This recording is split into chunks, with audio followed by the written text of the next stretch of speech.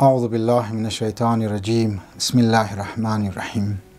یک پیغام برای از او افرادهایی که در ماه مبارک رمضان دکان دارن و شاپینگ سنتر دارن و خوراک ها را برای مردم سودا مونه، برای از میخوایم یک پیغام بدم از یک داستان امام صادق علیه السلام.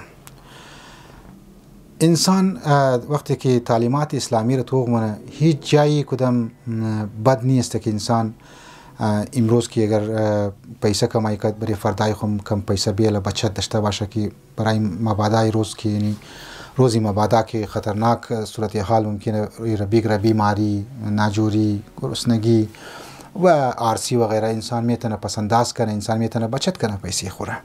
امام صادق علیه السلام هم میتر گندم که میخریدک باز کم شده استاک مکده گندم ها را.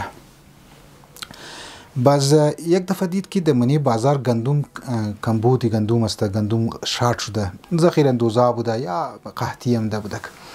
امام صادق علیه السلام گندم را در بازار رایمونه از خانی خو که قدر استاک داشته رایمونه در بازار که بر سودا غلام شي مگر یا مولا گندم در بازار بسیار گران شده، اگر مو د کونه قیمت بدیم و نقصان منی ضرر میدی. امام صادق علیه السلام مگر نه بیل برد د امری مردم بیرسو که تا بازار خو بیلنس پیدا کنه و ای بحران و ای کرایسیس که د منی معاشیز موجود هم ده و بحران از خاطر امزی سهمی از مکم زره ختم شونه. لذا زنی من ما در ماه مبارک رمضان که یک ویدیو جور کردم که ماه خدا هست، ماه انسان سازی است، انسان خود بیسازه، خود بشناسه. ما از او ذخیره اندوزا ما گزارش مونم، ما ذخیره اندوزا زبان ازرگی در قصه مونم مگم در دیگه گباره اونایی که اردو میخوام ما اردو مفهمن یا اونایی اردو زبان هستن بریز نه ما بریم مردم از خود که دلم در روز و زارتان دکان دارن بریم ندارم مگم اگر شما در ماه رمضان قیمتا را دوگونه کردین واقعا نزانی من معنی باز رفتین روزم گرفتین بس کدام زو پیسه افطار کردین هی روزش هیچ فایده نداره، هیچ بدر چمو نمخره.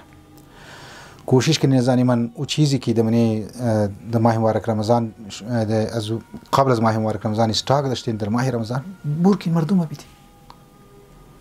مناسب منصف قیمت بدین تا مردم از او استفاده کنه. مانند امام صادق علیه السلام مو پیشوای اسمو رئیس مذهب اسمو درو مستاک از خود دمنی بازار وارد منه رایمونه که تاکه بازار بیلنس پیدا شونه. این بحرانی که پیدا شده در اون زمان قحطی که هم بود، خب امام میخواست از این طریقه و بحران را که چی مقابله کنه.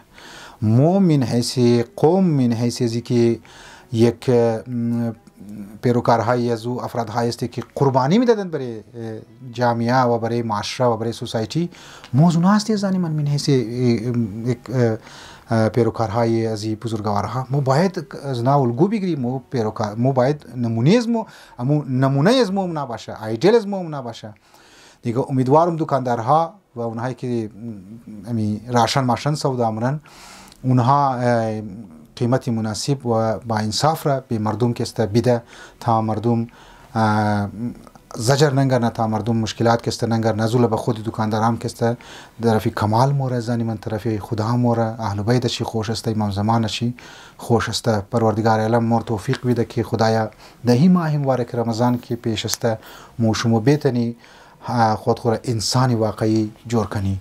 والسلام علیکم و رحمت الله و برکاته.